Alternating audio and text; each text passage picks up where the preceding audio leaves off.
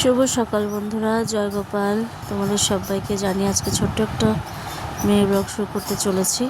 আজকে তো সানডে, তো সানডে মানে তো একটা ফ্রেশ দিন, একটু রিল্যাক্সের দিন, তবুও একটু ব্যস্ততা থাকে। তো সকাল সকাল আমি ঘরটা ঝাড় দিয়ে সমস্ত কাজকর্ম করে গাছ থেকে বেলপাতা নিয়ে আমি পুজো দিয়ে দিলাম। কারণ গাছ থেকে বেলপাতা ছিঁড়তে আমার ভীষণ ভালো লাগে। তো ভোলানাথের মাথায় দিলাম এবং গোপাল সোনাকেও পুজো দিয়ে দেবো। সো ফ্রেশ হয়ে নিয়েছি। আর এদিকে কিন্তু আমার হাজব্যান্ড অলরেডি ভাত বসিয়ে দিয়েছে। তো এই যে একটা শান্তির জায়গা, জানো তো, সকালবেলা পুজো আর্চা করা মন থেকে অনেক শান্তি লাগে। সো আর এখানে দেখো মেয়ে পড়াশোনা করছে, স্যার আসবে। আর এখানে ভাত হয়ে গেছে। তো আমরা সবাই মিলে সকালে আলু ভাজা আর ভাত খেয়ে নিয়েছি।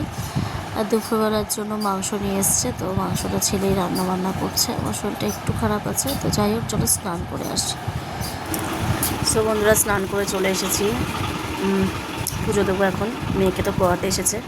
রবিবার তোমার মেয়ের পড়া থাকে, ইংলিশ টিচার মঙ্গল আর রবিবার পড়ায়। সো তোমরা তো জানোই যে শরীরটা আজকে একটু খারাপ। অ্যাকচুয়ালি শরীরটা আমার মাঝে মধ্যে খারাপ করাটা ভেবে আমি ভাবি না, তবে আমার ছেলে মেয়ে প্রচুর সাপোর্টিভ, আমার হাজব্যান্ড খুব সাপোর্টিভ। তো রান্না করছে ছেলে, তোমাদেরকে দেখালাম। তো চলো আমি গোপাসনাকে পুজো দিই। আর